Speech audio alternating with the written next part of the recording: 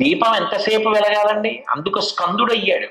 ఇప్పుడు కటిక చీకటిగా ఉంది, నేను దీపం వెలిగించాను అనుకోండి, దీపం వెలిగించిన ఉత్తర క్షణంలో ఆ ఒత్తి వెలగగానే ఆ చుట్టూ ఉన్న చీకటి పోయింది.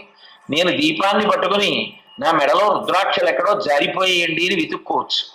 ఏమంటే దీపాన్ని పట్టుకుని నా పుస్తకం ఎక్కడో పెట్టానని వెతుక్కోవచ్చు. నేను దీపాన్ని పెట్టుకుని ఒక పుస్తకాన్ని చదువుకోవచ్చు. దీపాన్ని పట్టుకుని చీకటి వెతకగలనా? దీపం ఉండగా చీకటి ఎలా ఉంటుంది? దీపాన్ని పట్టుకుని చీకటి వెతకలేరు. దీపం పట్టుకోగానే చీకటి తొలగిపోయింది. సుబ్రహ్మణ్యానుగ్రహం కలగగానే ఆయన స్కందుడు అని అందుకు పిలవబడ్డాడు. దూకిన వాడు ఎట్లా వస్తాడో, మాండూక్యోపనిషత్తు అంటారే కప్ప దూకినట్టు, అట్లా ఆయన అనుగ్రహం కలిగిన వాడికి ఉత్తర క్షణం ఆలస్యం లేకుండా శ్రేయస్సు యందు బుద్ధి కలుగుతోంది.